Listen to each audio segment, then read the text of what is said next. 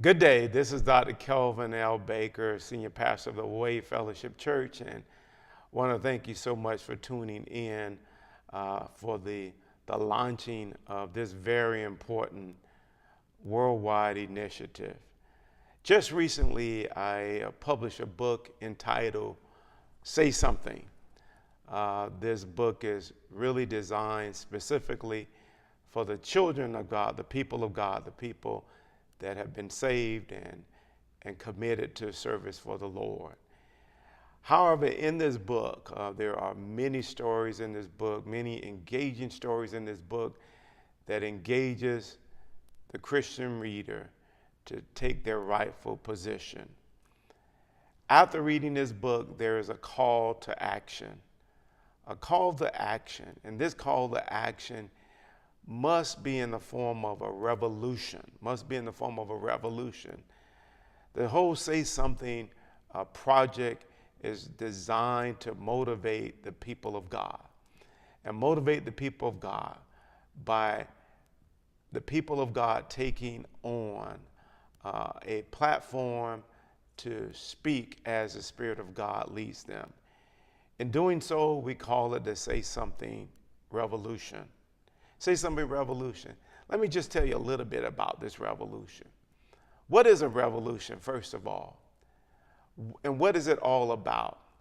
It's a fundamental change in our actions as Christians that takes place in a relatively short period of time. It is similar to a paradigm shift, for example. As you look at the stories, as you look at our patterns and how we've operated up to this point, we were once silent. And now as we join this revolution, we become people of God on red alert to speak what God places on our heart to share with the people of God. In the coming weeks, I'll be talking more about this Say Something Revolution. But I want to encourage you, just for starters, to quickly go online and get a copy of this book. It's available today at the Barnes & Noble bookstores.